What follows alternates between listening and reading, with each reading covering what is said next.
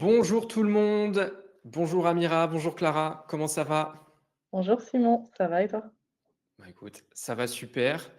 Aujourd'hui, on va, parler, du service hub, HubSpot, pour une vocation qui est très simple, c'est l'optimisation de son support client, de son service après-vente, pour fidéliser, sa clientèle, augmenter ses marges, ses revenus sur, sa base installée. Donc c'est un sujet extrêmement important, aujourd'hui.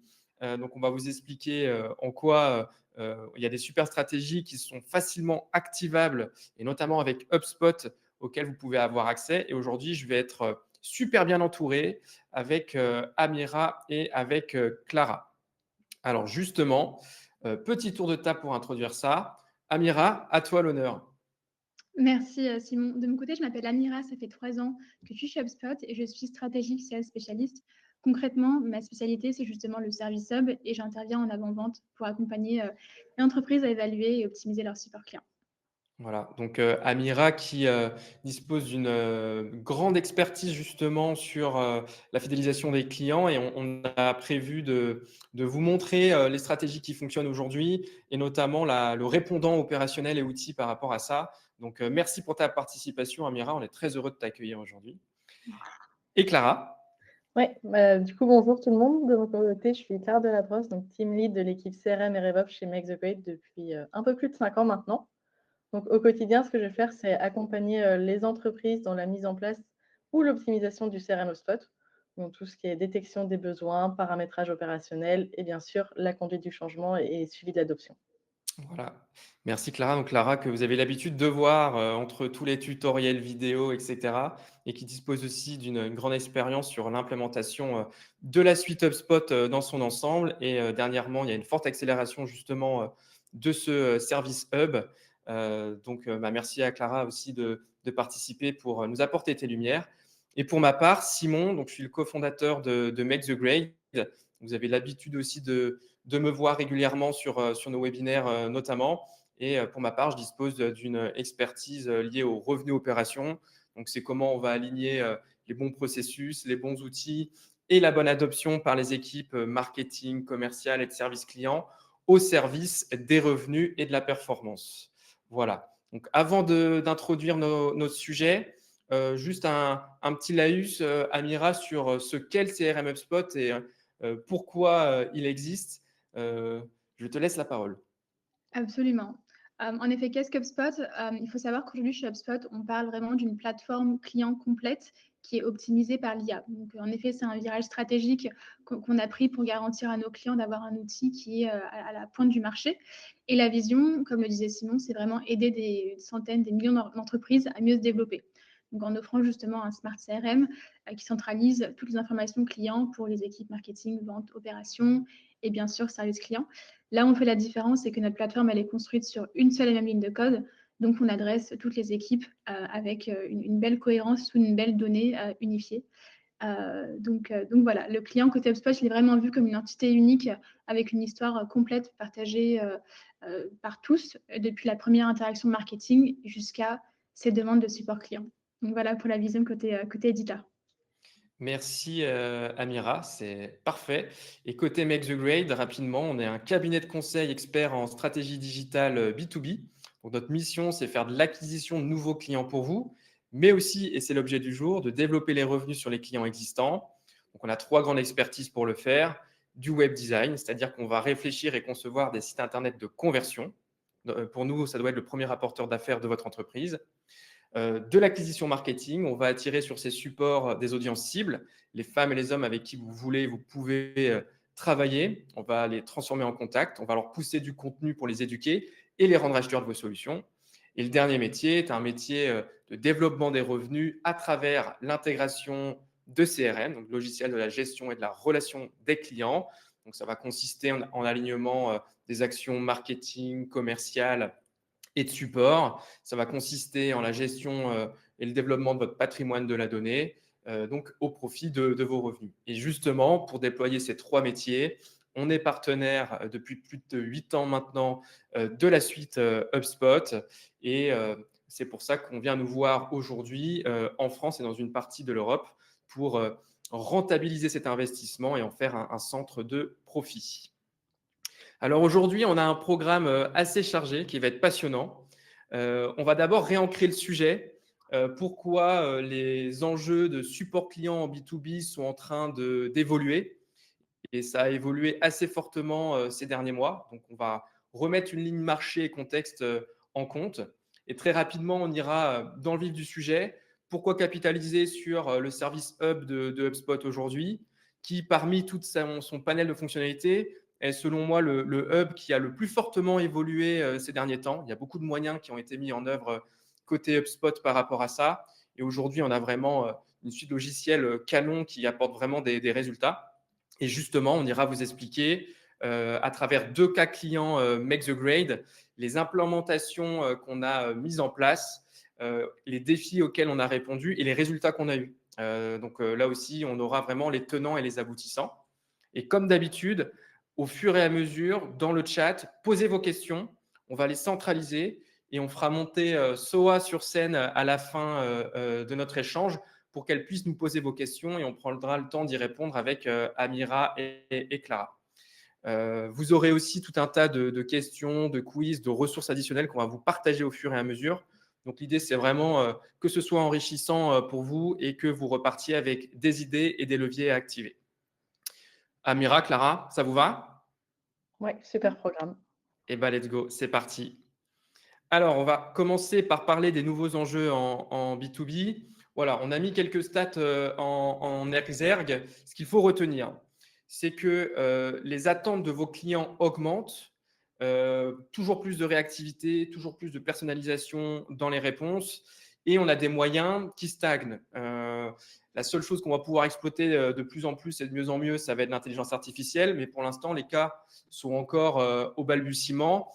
Donc, il y a quand même une exigence qui augmente et on doit avoir une réponse par rapport à ça au niveau de nos équipes support. À côté de ça, en termes d'enjeux business, on a une rétention client qui devient de plus en plus critique. C'est-à-dire que ces dernières années, les entreprises traditionnelles en B2B se sont énormément concentrées sur l'acquisition marketing. Donc, il faut générer du pipe, focus sur les nouveaux clients, etc. Aujourd'hui, comme vous le savez, les marchés sont un peu plus durs, sont un peu plus bataillés. Il y a moins de budget. Il y a des cartes malus à l'échelle du monde qui nous tombent dessus assez régulièrement. Bref, le monde est instable. Et aujourd'hui, les statistiques parlent d'elles-mêmes. C'est beaucoup plus périn de capitaliser sur un client existant pour le reconduire et pour développer des revenus complémentaires à travers sa relation avec nous, que d'aller continuer à investir et mettre beaucoup d'efforts dans l'acquisition marketing uniquement. Il faut continuer de le faire, bien évidemment, mais pas que. Donc, il y a vraiment une évolution des efforts, des organigrammes à mettre en compte par rapport à ça. Et ce qu'il faut retenir, c'est qu'un client satisfait a 5 fois plus de chances de renouveler un contrat avec vous. Là où le distinguo entre un nouveau client que vous allez mettre en termes de budget et un client existant, ça représente un budget entre 5 et 10 fois plus important. Donc, ce n'est pas négligeable. Et la réponse par rapport à ce chouchoutage de nos clients, elle va venir de la part des équipes support client. Bon nombre d'entre vous doivent utiliser aussi le terme d'ADV, on le voit beaucoup. On parle de CSM pour les succès managers des clients. Voilà, donc c'est vraiment ces équipes-là qui sont clés aujourd'hui et il faut leur offrir l'ensemble de l'attirail, les bons process, les bonnes automatisations, les bons outils pour qu'elles puissent performer. Et donc, retenons une chose, et ce sera vraiment l'introduction de cette masterclass, c'est qu'on vient de quitter l'ère de l'idolâtration de l'acquisition marketing pour aller vraiment dans une ère de la fidélisation du parc existant.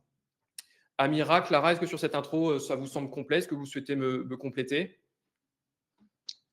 Non, c'est très clair selon moi. C'est vrai que ça revient beaucoup. Pas mal de décisionnaires à qui on parle, ils sont extrêmement conscients que la rétention, c'est plus une option aujourd'hui, c'est une question de survie. Et les métriques qui apparaissent ici sont très parlantes, surtout la perte d'un client qui représente 5 à 10 fois plus de coûts que l'acquisition. C'est assez pertinent. Parfait. Clara, ça te va aussi? Tout à fait d'accord. Ça se voit sur tous les secteurs d'activité. On est sur des réels enjeux de mise à niveau. Ouais, très juste. Tous les secteurs d'activité sont concernés. C'est vraiment une dynamique macro. Alors, pour faire face à ces enjeux, il y a bien évidemment des réponses en termes de process et de standardisation, mais il y a aussi et surtout besoin des bons outils pour les déployer et les faire adopter. Donc, vous l'avez compris, notre parti pris aujourd'hui, c'est de montrer en quoi l'usage et l'implémentation du Service Hub de HubSpot peut devenir un avantage compétitif pour vous et pour vos équipes support. Donc, justement, on a relisté simplement les bénéfices par rapport à ça. Et là, Amira, je te laisse introduire cette notion. Merci Simon. En effet, alors avec Service Hub, on va adresser spécifiquement ces deux enjeux clés de la prévente. Le premier, c'est la gestion justement de ce qui va être plutôt réactif, donc gestion du support technique. Et deuxièmement, la capacité justement à favoriser la rétention. Donc c'est ce qui nous différencie aujourd'hui un peu sur les autres outils de ticketing sur le marché. Et les bénéfices que ça va apporter sont directement liés à ces enjeux également. Donc c'est la capacité, comme on le voit, à être rapide dans la résolution des problèmes. L'autre, c'est également la certitude de délivrer une expérience client qui va non seulement être optimisée, mais aussi proactive et personnalisée, parce que vos équipes vont en effet avoir une vision complète et intervenir au bon moment. Et également la capacité de gagner en efficacité pour faire face à des demandes qui sont plus complexes, malgré le fait qu'elles augmentent, bien évidemment. Et finalement, c'est assurer un niveau de service qui est élevé, constant et de qualité. Dans un second temps, ces bénéfices se traduisent en effet de manière assez concrète. Donc, on a quelques chiffres clés qui illustrent l'impact du Service Hub. On constate une augmentation du taux de fermeture des tickets après seulement 12 mois d'utilisation qui est à plus 17%. Donc, il y a une vraie efficacité ici opérationnelle. Et on voit forcément un temps de réponse du ticket qui est en réduction. Et le plus percutant, selon moi, c'est l'impact direct que Service Hub a sur la croissance. Donc, on voit un taux d'augmentation qui est de plus de 107% de taux de conclusion des transactions lorsque Service Hub est couplé au Sales Hub. Et ça fait écho à ce que nous disions côté visibilité, sales, marketing, service sur une seule plateforme. Ça facilite fortement la vente croisée et additionnelle. Ouais. Merci pour cette intro, Amira, c'est très clair. Clara, toi qui as beaucoup la vision terrain par rapport à nos clients, et juste avant qu'on aille mettre les mains sous le moteur, est-ce que tu peux nous expliquer, toi, les peines traditionnelles que les supports clients de nos propres clients rencontrent? C'est quoi aujourd'hui le top 3 de ce qu'on voit et de ce qu'on résout? Dans ce qu'on voit principalement, ça va être, déjà de pouvoir bien répartir et suivre la charge du nombre de demandes, du nombre de tickets, en fait, par personne. Pouvoir le suivre au quotidien et du coup attribuer de manière optimale et égalitaire. On aura également, tout ce qui va être justement gestion des petites demandes, celles qui pourraient être traitées toutes seules en offrant, des contenus en libre service, notamment à travers des bases de connaissances, par exemple. Donc pour réduire justement le nombre de demandes entrantes et passer plus de temps sur celles qui vont être plus complexes et qui vont apporter, plus de valeur ajoutée pour les personnes en face. Et on va également avoir, une logique d'automatiser certaines, tâches, certaines actions. Par exemple, avoir un système, de tâches qui vont se créer, un système, de relance aussi quand on n'a pas de retour ou de partage d'informations auprès des différentes équipes. Parce que parfois on peut devoir communiquer ou récupérer des informations auprès des commerciaux. Donc le fait de tout centraliser au sein d'un même outil et de générer des alertes automatiques, ça va permettre de résoudre aussi, ces problèmes. Très clair. Bon, moi, ça fait une superbe intro terrain. Je suis persuadé que celles et ceux qui nous regardent rencontrent ces défis-là aussi. Donc, l'occasion est toute trouvée. On va vous raconter une histoire, comment fonctionne une journée type à travers le Service Hub pour répondre justement à ces enjeux. Et donc là, Amira, je vais te laisser prendre la main pour partager ton écran, parce que ce qui va être le plus parlant, c'est qu'on montre les cas concrets et réels. Parfait, on y va. Super. Ce que vous voyez à l'écran, c'est excusez-moi, c'est une fiche du coup entreprise type dans HubSpot. Donc ici, on a le groupe en exemple Crédit Agricole. Ce qui est fondamental ici, c'est comprendre que cette fiche, c'est justement le cœur de votre CRM. On va centraliser toute l'information et c'est particulièrement vrai justement pour le service client. Donc là, si on imagine un petit peu, on va être agent de support, ADV ou autre Customer Success. On va prendre en charge un client comme ici le groupe Crédit Agricole. Au lieu de jongler entre plusieurs outils, on va avoir en un seul coup d'œil cette vue d'ensemble complète et unifiée. Ce qui la rend tout aussi puissante, c'est justement que toute l'information sur l'entreprise, ici, va également être enrichie et affinée par notre outil d'enrichissement du coup interne qui s'appelle Breeze. Donc, toute l'information que vos commerciaux services voient, elle est automatiquement mise à jour et updatée. Donc, si on regarde sur la gauche de l'écran, on va retrouver immédiatement toute l'information en termes de propriété, de champ côté entreprise, avec qui sont les contacts clés du compte. Donc, j'ai mon propriétaire d'entreprise et mon CSM owner, mais on peut également avoir un project owner si besoin. Et tous les détails cruciaux, finalement, qui sont liés à la santé du compte, qui sont personnalisables et qui permettent à vos agents de comprendre l'identité, finalement, de qui est l'entreprise, qui est le contact. Au centre ici, on va retrouver toute l'activité, donc toutes les appels, les communications, les emails, toutes les notes de vos équipes, mais on peut également venir personnaliser ça dans un aspect plutôt avant-vente finalement, ou après-vente plutôt, avec des informations clés comme le MRR, l'ARR, l'usage également. Donc, en tant qu'agent, vous avez accès à toute l'information et vous avez aussi accès à des guides recommandés. Donc, ici, en exemple, si on reçoit un appel téléphonique, par exemple, d'un client, on peut, en un clic, appuyer ici et avoir accès au guide de conversation. Donc, on a toutes les bonnes questions à poser pour faire un bon appel d'onboarding, par exemple. Ouais, vraiment super, Amira. Je me permets de rebondir parce qu'il y a beaucoup de concret. Ce que l'on voit sur nos clients et qui fait vraiment mouche et qui fait gagner du temps au quotidien, qui enlève les frictions dans la relation client, les guides conversationnels, tu viens de les présenter. Donc, ce sont des trames. En fonction du contexte dans lequel on a juste à les suivre. Pour information, on est en mesure d'enrichir les données du CRM en même temps. Là, on a pris l'exemple des notes, mais imaginez que vous pouvez aussi rajouter des propriétés de contact, des propriétés de tickets ou autres. Et en fait, on centralise la réponse pour que ce soit facile pour l'agent, mais c'est directement déployé en termes de données dans le CRM. Donc ça, c'est vraiment game changer. Ce qui nous est beaucoup demandé aussi, c'est le pourcentage du taux d'usage. Donc là, ça va être énormément dès qu'il y a une notion d'adoption, par exemple pour des logiciels SaaS, ça nous est systématiquement demandé. On peut imaginer des déclenchages d'automatisation si l'usage est en dessous d'un certain seuil.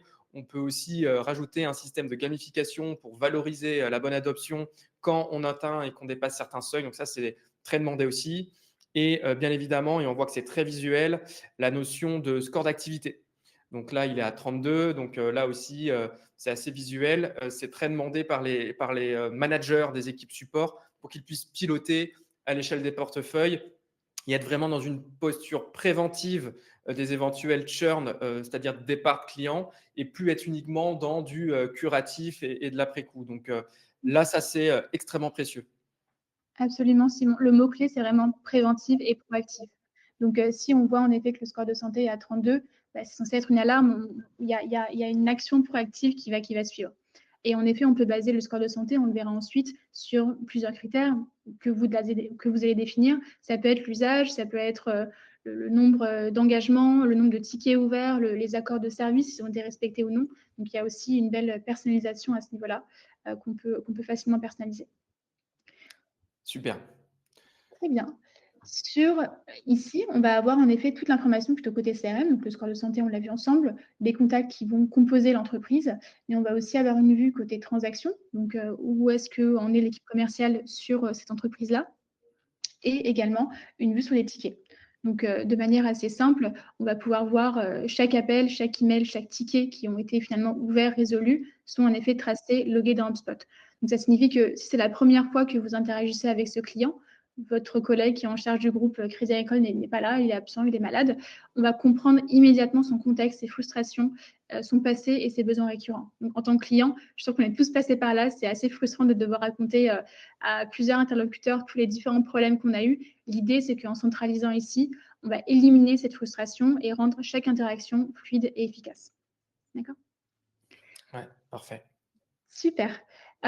Très bien. Comme on a vu un petit peu cette vue 360, je voulais qu'on passe justement à la partie et au quotidien de vos équipes via le portail client. Le portail client, ça va être justement une vue complète de tous les clients qu'on va avoir à sa charge côté SAV, côté support, côté CSM. Le but principal ici, il est assez clair, c'est la rétention proactive de vos clients. Il a été vraiment conçu comme étant un poste de pilotage personnalisé où chaque agent va justement avoir sa propre vue. Donc là, on voit que c'est mon portail à moi, mais si Simon, Clara se connectent, auront leur portfolio, leurs clients, leurs alertes. D'accord? Si on regarde en haut de l'écran, on va avoir justement tout un ensemble d'alertes. Donc, qui sont en effet personnalisables, qui vont remonter en temps réel. Donc, si on imagine ici une baisse d'utilisation qui va impacter le score de santé qui apparaît juste ici, on va recevoir une alerte qui va nous dire ici, ce compte-là a baissé, faites votre appel, c'est assez important de faire le suivi. Donc, l'idée, c'est de passer de la réactivité à la proactivité. Donc, vos équipes sont informées avant même que le client ne vous appelle pour adresser le churn avant qu'il n'arrive. Autre palier finalement, cette proactivité, elle est aussi soutenue par l'automatisation des tâches. Donc là, on a en effet une vue sur les différentes tâches qui sont en retard et on a un onglet qui y est dédié. Donc ici, on va pouvoir également venir automatiser les tâches, qu'elles soient créées automatiquement selon le statut du ticket du client ou la santé du compte pour justement guider vos agents à agir au bon moment. Donc, cette première page de récapitulatif, on va en effet avoir toutes les données clients, notre calendrier, notre portefeuille également de clients, et on peut également y choisir les rapports de son choix. Donc, chaque agent pourra choisir jusqu'à 5 rapports qu'il souhaite faire apparaître. Donc là, pour te compléter, Amira, c'est pour ça que je disais en introduction que le service hub, c'est sans doute le hub dans lequel HubSpot a le plus investi. Cet espace d'accompagnement client, il est récent et vous voyez que c'est vraiment une étagère qui est facile à assimiler, facile à adopter pour chaque tête de pipe, donc agent par agent. Et on a l'attirail pour piloter son quotidien. Depuis la semaine dernière, on est capable aussi de créer tous les matins un email récapitulatif qui reprend les tâches de la journée, etc. Donc, ça facilite encore plus la priorisation des actions au quotidien.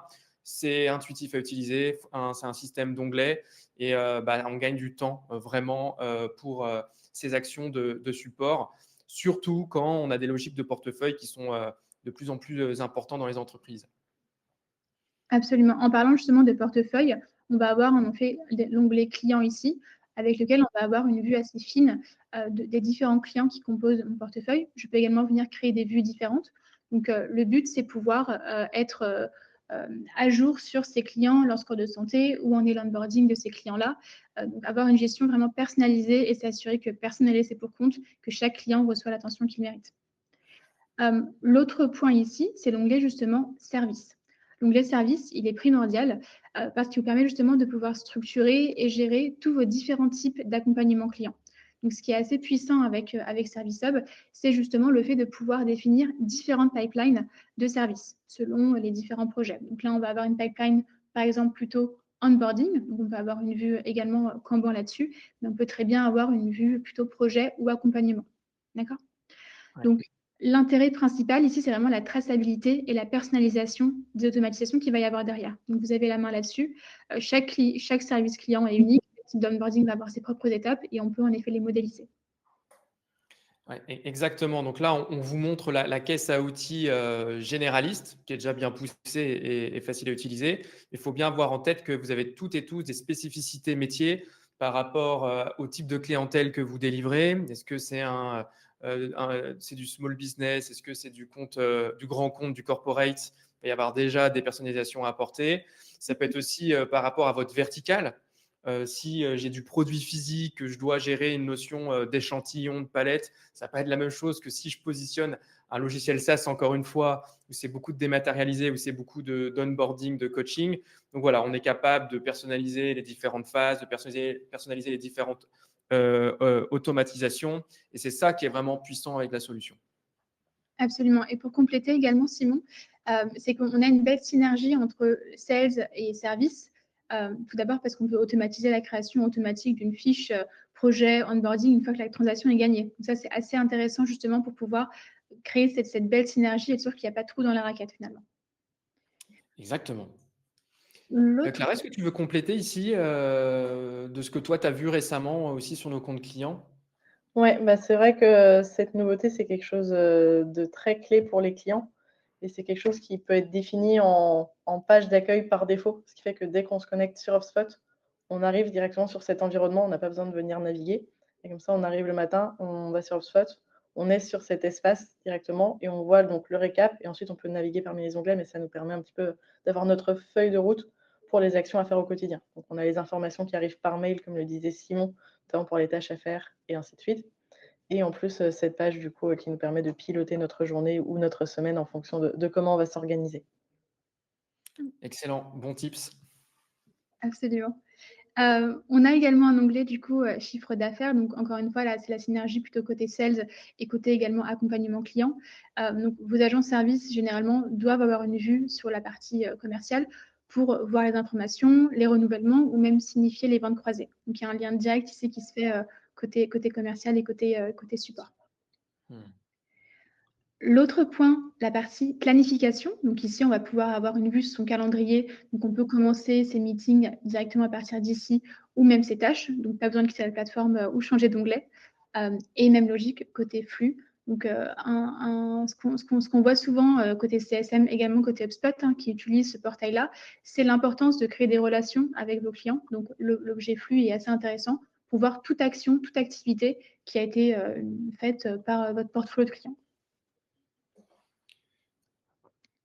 Ouais, ce qui nous est souvent demandé, c'est les managers des équipes support vont nous demander de faciliter le travail de leurs équipes. Et pour ça, on doit les aider à tanker vraiment le flux entrant, à l'absorber et que ce soit simple, que ce soit facile et qu'en même temps, dans notre réponse, on soit réactif et dans la personnalisation. Et donc ça, la fonctionnalité flux, tout comme les autres, c'est ce qui nous permet vraiment d'absorber cette charge quotidienne. Absolument, absolument. Ça a vraiment été pensé comme un workspace qui va justement garantir la fluidité, la proactivité et transformer vraiment votre accompagnement client en un levier direct de croissance. Et ça passe par tout type pardon, d'interaction. Donc, le flux, par exemple, comme le disait Simon, c'est un bon moyen de créer cette relation et de, et de fidéliser vos clients et de leur offrir la meilleure expérience possible pour assurer un renouvellement par la suite. Parfait. Amira, est-ce que tu voulais nous montrer d'autres éléments ou est-ce que la fameuse histoire d'une journée type et de comment utiliser HubSpot, ça te va sur cette base?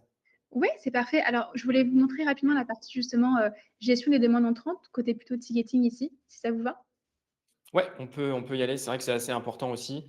Donc, Parfait. ticketing, juste pour expliquer, si certains ne connaissent pas, ça va être l'équivalent d'un tunnel de vente, sauf que là, c'est un tunnel de réponse des demandes clients en cas d'anomalie, en cas d'insatisfaction, en cas de questions du quotidien. Et chaque demande va se générer depuis un certain nombre de canaux. Ça peut être un chatbot, ça peut être un formulaire, ça peut être un appel téléphonique, ça peut être un mail classique et ça va ouvrir un ticket qui va être attribué à un de vos agents, un de vos ADV, un de vos CSM. Et cet outil-là est fait pour faciliter l'attribution des bons tickets aux bonnes personnes pour la bonne réactivité dans l'élément de réponse. Absolument, c'est ça. Et pour compléter rapidement, on a également pas mal d'IA dans ce centre de support-là. Donc, l'idée, c'est de pouvoir aider vos agents à avoir un temps de réponse plus rapide. Donc, l'IA est vraiment infusée partout dans l'outil, avec également un copilote et des réponses recommandées par l'IA qui est connectée à une base documentaire, PDF ou autre, qui vraiment a un véritable impact côté productivité en interne. Oui, et puis vous pouvez personnaliser. Donc, l'intelligence artificielle dans HubSpot s'appelle Breeze, donc B-R-E-E-Z-E, et vous pouvez personnaliser votre tonalité de réponse.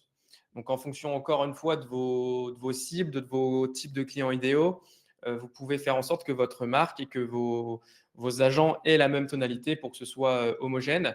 Et ça marche vraiment super bien. Les éléments de réponse que l'IA peut générer pour faire gagner du temps à vos équipes prennent en compte cette tonalité, prennent en compte aussi toutes les informations qui sont déjà sur le CRM. Généralement, les tickets sont pour les trois quarts systématiquement déjà vécus et déjà rencontrés. Et en fait, l'intelligence artificielle va pouvoir agréger tout ça pour répondre et aller à l'essentiel de la bonne réponse. Donc, c'est vraiment fonctionnel, ça, pour le coup. Et pour l'avoir testé, c'est assez bluffant. Il y a le côté un peu magique. Donc, vous pouvez déjà l'utiliser, effectivement. Absolument. Ok.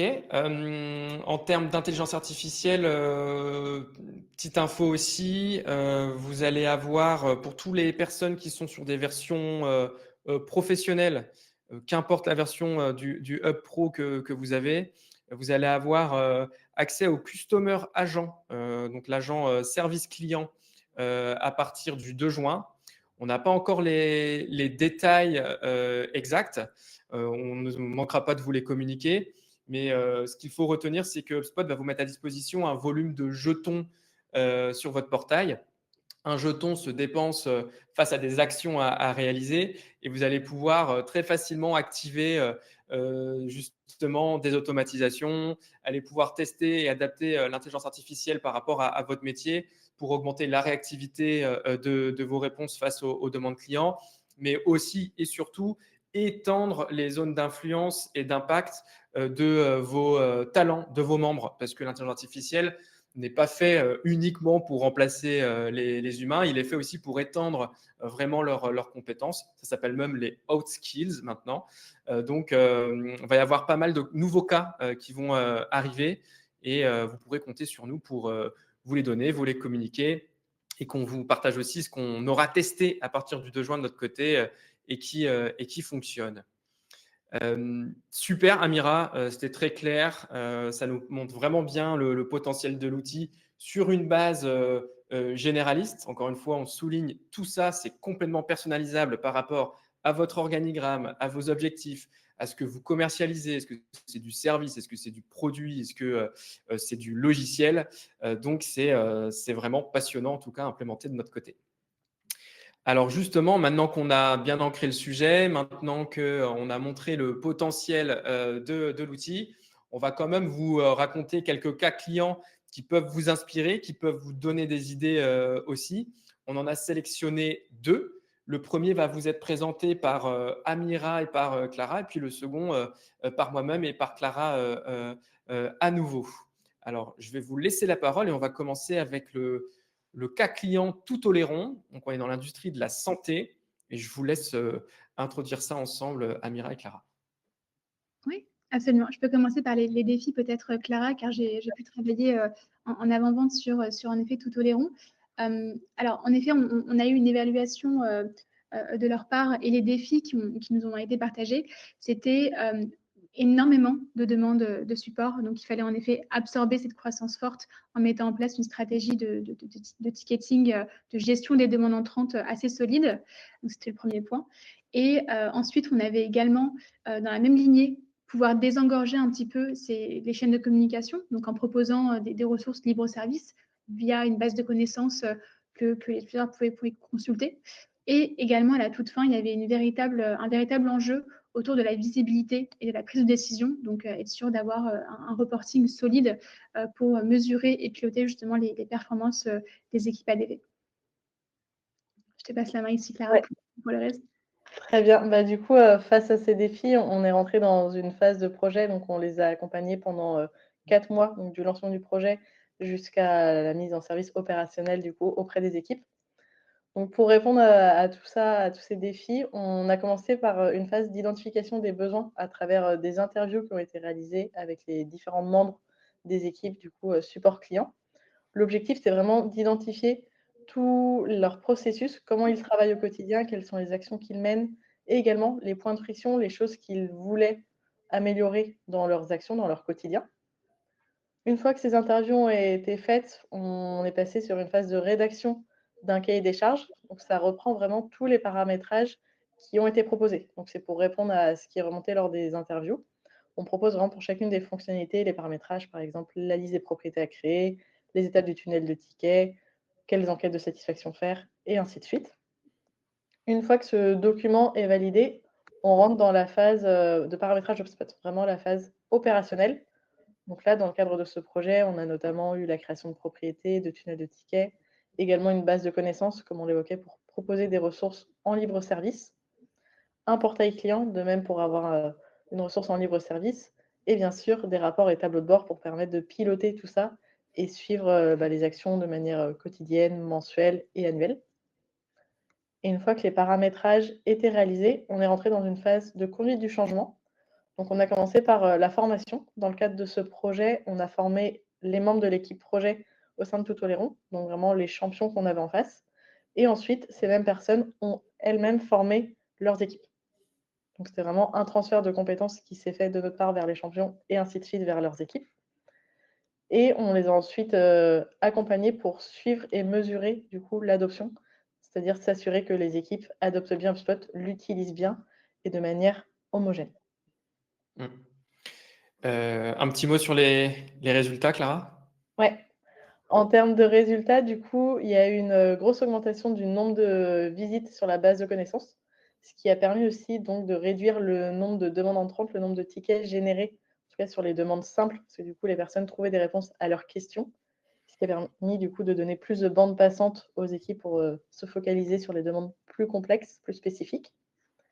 Et on a également eu une réduction du temps de traitement des tickets de 12%, donc lié notamment à l'interface qui permet de voir ces tickets de manière optimisée et également donc, aux automatisations qui ont pu être mises en place, ainsi que des modèles d'email pour gagner du temps sur la rédaction d'email, par exemple. Ouais, excellent. Je rebondis, merci pour la présentation, c'est très clair. Je trouve que ce type de projet en 4 mois, c'est quand même assez fou parce que c'est peu de temps pour beaucoup d'efficacité.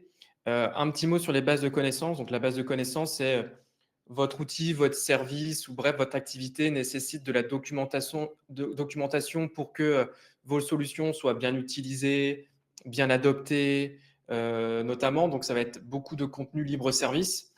C'est beaucoup de contenu que vous allez positionner sur les moteurs de recherche, donc qui vont pouvoir être trouvés avec des requêtes sur Google. Si c'est optimisé, c'est aussi des ressources qui vont être trouvables sur les ChatGPT, les Gemini, les Claude, etc. Et c'est un nouveau canal d'acquisition aussi qui voit le jour.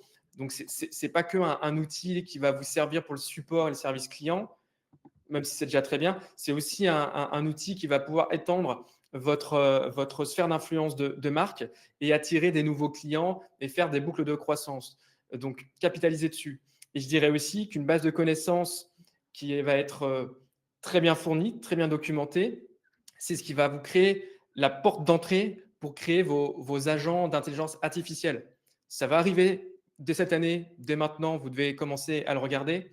Ces agents qui vont pouvoir aussi compléter vos équipes, les soutenir, travailler à leur côté quand eux ne seront pas là aussi, vont pouvoir être alimentés par les bases de connaissances pour répondre à vos clients. Et donc, c'est vraiment un super outil. Et Clara, tu as dit aussi quelque chose de très intéressant concernant la conduite du changement.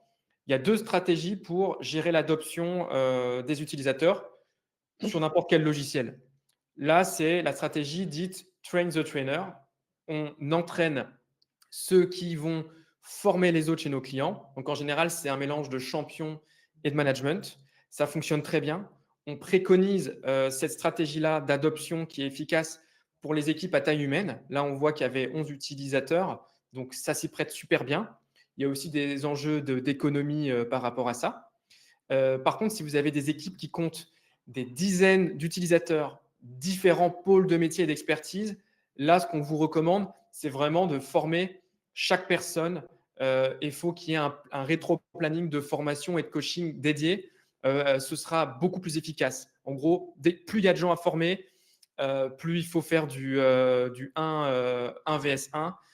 Sinon, vous avez le risque d'avoir une mauvaise adoption qui va se gangréner assez facilement. Voilà, je rajoute juste ça. Merci. Et donc, le second cas client, donc là, on change complètement d'industrie. Donc, Swagelok, j'ai ma petite anti-sèche à côté. Donc, société internationale spécialisée dans la conception, la fabrication et la fourniture de composants pour la gestion des systèmes fluides industriels. Donc, en gros, ils permettent le transport sûr et fiable des liquides et de gaz dans les applications critiques pour pas que ça explose, pour pas qu'il y ait de fuite d'énergie, etc., etc. Donc, on est sur un métier très technique, on est sur du B2B pur et dur, et ils sont organisés avec une équipe d'ADV. Donc, c'est un métier qui est à mi-chemin entre le support client et la vente. Et ils avaient un enjeu d'aligner cette équipe assez business, assez reconduction de contrat, avec l'équipe qualité qui est le pôle ingénierie de cette équipe-là et pôle d'études pour répondre à leurs clients. Ils avaient également un enjeu de gérer l'organisation et la répartition des commandes entrantes.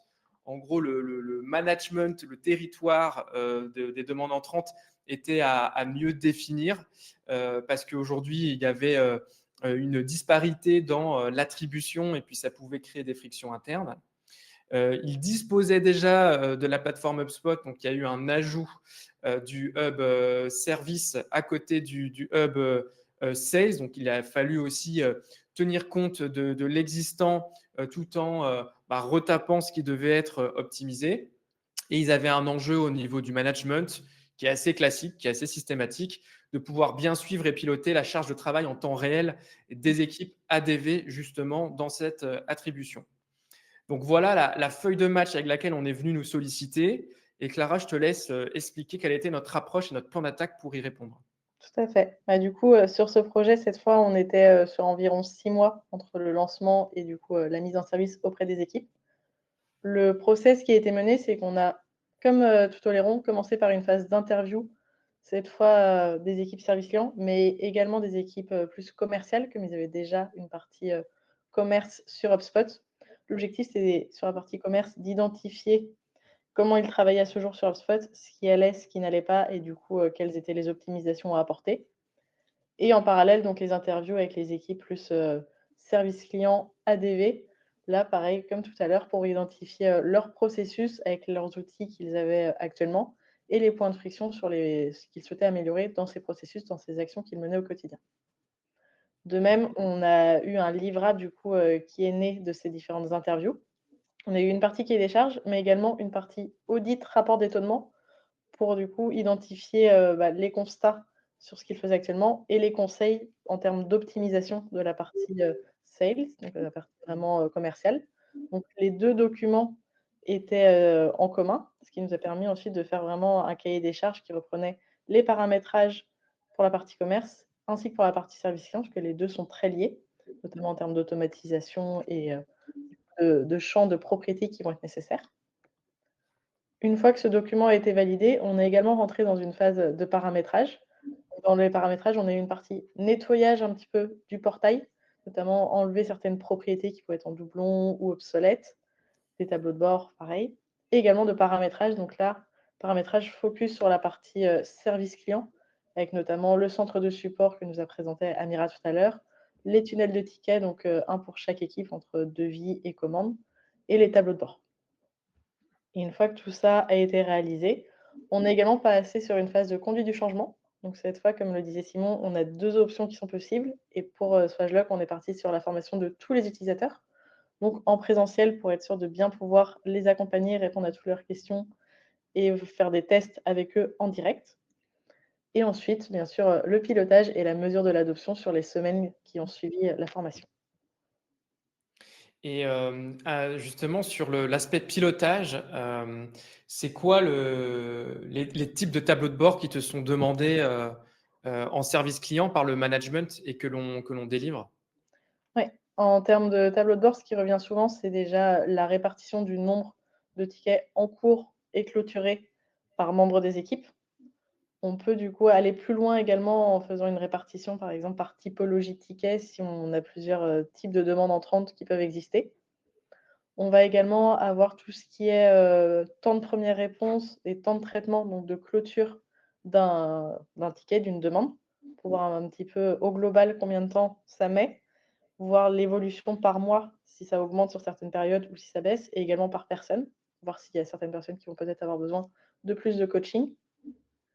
Et on va également avoir tout ce qui est, vraiment activité, donc voir les nombres de tâches, voir, les nombres d'appels passés, emails, réunions, pour pouvoir suivre un petit peu, comment les équipes travaillent par semaine et voir du coup l'évolution également. Voir s'il y a des semaines avec des creux ou justement avec des fortes hausses. Très clair, très pertinent. Et justement, au niveau des résultats, ça donnait quoi sur ce projet?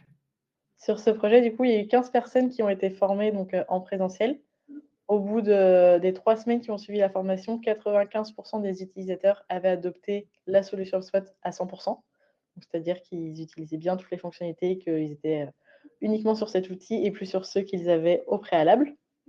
Et il y a eu un gain de temps d'environ 45 minutes par jour pour la gestion des demandes entrantes, donc notamment la répartition parmi les équipes et la gestion en elle-même des tickets, donc grâce à l'IA par exemple, qui a permis de gagner du temps, ainsi que les modèles d'email qu'on a pu avoir. Ouais, là, c'est assez énorme, hein, 45 minutes par personne et par jour. Typiquement, c'est quoi les actions qui ont été gommées et qui sont plus essentielles depuis cette implémentation? Alors ce qui a été gommé déjà, c'est, la répartition des demandes, parce qu'en fait, il y a une personne qui gère, une boîte mail et qui répartit ensuite à chaque personne. Et avant, ils avaient pas de visibilité sur, le nombre de tickets en cours par personne. Donc là, en l'ayant et en définissant aussi la capacité maximale, parce que c'est quelque chose qui est possible dans l'attribution des tickets, ça Mmh. leur fait gagner beaucoup de temps. Il y a également, les échanges entre les équipes, parce qu'ils communiquent beaucoup avec les équipes commerciales et avant ça passait par des échanges d'emails au fil de l'eau, alors que là, du coup, via des notes et des commentaires directement au sein des fiches tickets entreprises ou même directement au sein du centre de support, parce qu'on peut mettre des commentaires et se taguer entre nous. Ça fait gagner beaucoup de temps parce que les équipes sont toutes sur HubSpot, donc en termes de réactivité, ça va beaucoup plus vite. Et il y a eu également, pas mal de modèles d'emails qui ont été créés, donc plutôt que de réécrire à chaque fois ou de faire des copier-coller, là, ils l'ont directement à disposition. Les données, elles remontent dynamiquement grâce aux propriétés, donc ça va beaucoup plus vite pour eux. Bon, super, là, on a des retours terrain hyper concrets. Donc, on espère que ça vous donne des idées et puis que ça résout aussi ce qu'on est en train de dire et d'expliquer, des frictions que vous pouvez vivre actuellement. Super, merci Amira, merci Clara.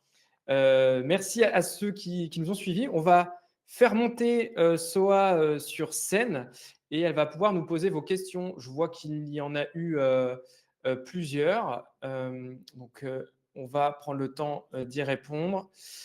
Soa nous rejoint. Bonjour à tous, merci pour ce webinaire, c'était très intéressant. Bah, merci Heu Soa pour le feedback. On t'écoute, dis-nous tout. du coup, on a quelques questions. Donc une de la part de Fatih qui nous demande, le service Hub est-il principalement un service de ticketing? Est-il pertinent de l'utiliser sans forcément exploiter la partie ticket? Car aujourd'hui, nous sommes sur Zendesk et nous ne souhaitons pas du tout le changer. Question intéressante. Amira, tu veux y répondre et je complète ou? Oui, absolument. Alors, c'est vrai qu'il y a cette partie ticket dans le service hub, mais ce n'est pas que. Il y a vraiment cette partie également CSM qui est tout à fait également pertinente et à évaluer. Donc, je dirais qu'on a des clients, selon les différents cas d'usage, qui vont en effet garder leur Zendesk, mais tout de même évaluer la partie service hub pour justement cet enjeu de CSM, de rétention, de churn, d'accompagnement client. Donc, je dirais oui et non, on peut l'utiliser pour les deux. Je te laisse compléter, Simon. Oui, vraiment pour rajouter d'autres infos. Fatih, alors je ne sais pas quelle entreprise vous représentez, mais si vous avez déjà d'autres HubSpot en place, par exemple le marketing, et que vous avez la fonctionnalité des workflows pour les automatisations, c'est là où peut y avoir vraiment des synergies de dingue et qui font gagner du temps parce qu'on va pouvoir automatiser un certain nombre d'actions de support client, pousser les bons contenus au bon moment, des bases de connaissances, des contenus faits par le marketing aussi, des articles de blog, des cas clients. Ça peut permettre d'activer des opportunités de vente additionnelle, de vente croisée. Bon, c'est un exemple parmi tant d'autres. On a aussi parlé de l'alignement avec les équipes commerciales. Donc, si vos équipes commerciales sont déjà sur le up sales, là aussi, il y a des synergies à trouver. Donc, ça permet vraiment de compléter. Ça ne fait pas doublon sur la partie ticketing si c'est déjà on track côté Zendesk. Ça permet vraiment d'aller plus loin, plus fort et d'étendre la gestion de la donnée et la gestion de l'humain. Merci pour ta réponse, Simon. Du coup, on a une autre question de Tiffany. Avez-vous un exemple de script à disposition pour l'onboarding? Oui, alors il y a différents types d'onboarding. Faut partir de. On a des modèles pour tout. On a des modèles pour les onboarding si on a un logiciel SaaS. On a des modèles pour un onboarding si on est une société de service. Nous, chez Make the Grade, chacun des nouveaux clients avec lesquels on se tape dans la main les équipes, on leur envoie une série d'emails quand un projet s'amorce. Ça les permet de comprendre un peu mieux notre univers. Les personnes avec qui on signe ne sont pas forcément les personnes avec qui on délivre. Donc, il y a aussi toute une acculturation de nos sujets à réaliser. Et donc, on a des modèles d'onboarding par rapport à ça. On peut inclure dans ce qu'a montré Amira, c'est-à-dire les guides conversationnels. Donc, si ça vous intéresse, Tiffany, on pourra vous montrer ça avec grand plaisir. Une autre question du coup de Marine qui nous demande, nous utilisons l'onglet ticket pour traiter nos demandes clients, mais il ne voit pas nos réponses dans le portail client. Est-ce qu'en passant par la page centre de support, cela pourra résoudre le problème? Et est-ce que les clients verront bien nos réponses dans leur portail? Clara, ici, est-ce que tu as les éléments suffisants pour apporter un élément de réponse ou est-ce qu'il faudrait creuser davantage? Déjà, je sais que pour que les réponses puissent être affichées dans le portail client, il faut qu'il y ait au moins une boîte de réception connectée par défaut, donc boîte de réception qui peut aussi être connectée au centre de support. Donc en l'utilisant et en connectant en canal une boîte de réception, ça va du coup permettre d'afficher vos réponses directement dans le portail client. Parce qu'en fait, seules les réponses associées directement à une conversation qui est présente au sein d'une boîte de réception s'afficheront. Donc, Marine, si on a répondu à votre question, c'est tant mieux. Si vous souhaitez creuser plus, pareil, on se tient à votre disposition.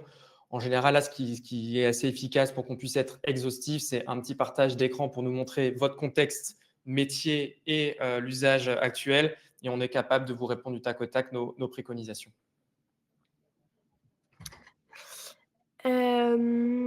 Ensuite, on a une question de Chiara qui nous demande, la partie ticketing est-elle connectable avec Linear pour interagir avec les équipes dev qui ne sont pas sur HubSpot? Alors, est-ce que tu peux répéter la question, Soa, s'il te plaît? La partie ticketing est-elle connectable avec Linear pour interagir avec les équipes dev qui ne sont pas sur HubSpot? Nativement, Alors, il me semble qu'il n'y a pas d'intégration, mais ça peut être fait via un Zapier ou N8N, par exemple. Ok, je comprends. Ouais, donc c'est bien la bonne réponse. Donc, on peut faire des synchronisations personnalisées via du no-code ou via, je vois que Linear a une API aussi, donc ça peut être même customisé en dehors. Donc là, typiquement, c'est pour ça qu'HubSpot est hyper pratique. HubSpot dispose d'une API. Là, il y a un logiciel tiers qui est utilisé et on peut créer les ponts entre ces deux logiciels. Donc oui, c'est possible. Fatih nous demande de nouveau, est-ce que l'IA est disponible dans votre offre basique de Service Hub 5 sièges? Je te laisse répondre à Amira. Absolument. C'est une très bonne question, Fatih. Ça va dépendre de quel type d'IA tu fais référence. Donc, on a en effet plusieurs types d'IA. Ceux qu'on a mentionnés aujourd'hui, donc côté centre de support et côté également agent Customer Agent dont parlait Simon tout à l'heure, ça, c'est disponible à partir du service Hub professionnel. Donc, la licence dont tu parles avec les 5 sièges potentiellement. Merci pour ta réponse. Et une dernière question de Fatih. Est-ce que Zendesk est-ce que la base de connaissances de Zendesk peut être connectée à celle d'HubSpot pour pouvoir envoyer des retours clients, des retours à nos clients via HubSpot? Alors, je pense que la question doit être Zendesk, on a une base de connaissances. Est-ce qu'on peut utiliser notre base de connaissances Zendesk pour alimenter nos clients dans HubSpot? Alors, techniquement, oui, on peut le faire. À ce moment-là, il faut d'autres hubs à côté, donc le hub marketing notamment. Maintenant, c'est toujours pareil. Même si c'est fonctionnel, dès que c'est décentralisé, il peut y avoir des lacunes à un moment donné. Donc, notre recommandation, c'est vraiment de centraliser les outils. Surtout que la base de connaissances, comme on l'a dit, ça peut être un outil tout autant de fidélisation et de support que de marketing et d'acquisition. Donc, ça a du sens aussi de l'avoir sur la même infrastructure technologique. Donc là, en l'occurrence, HubSpot, pour qu'on ait plus de performance à l'arrivée. Mais oui, c'est possible, plutôt en passant par les workflows. Voilà, c'était tout pour les questions du coup. Ok, bon, parfait. Merci à tout le monde pour votre participation. On vous enverra à partir de demain le mail de suivi avec les slides et avec le replay. Vous pourrez regarder ça à tête reposée. On a bien conscience que vos enjeux sont très spécifiques. Chaque entreprise, comme l'a dit Amira, est vraiment unique. Donc, n'hésitez pas à rebondir sur notre mail pour nous en demander un petit peu plus. Si vous avez des questions plus nichées, plus personnalisées, on prendra le temps d'y répondre avec grand plaisir. Et si vous souhaitez implémenter le service Hub de HubSpot, on se tient bien évidemment à votre disposition aussi. Vous l'avez bien compris, on est aussi experts que passionnés par ce volet-là. Merci tout le monde. Merci Amira, merci Clara, merci Soha. À bientôt. Merci. Merci. Merci.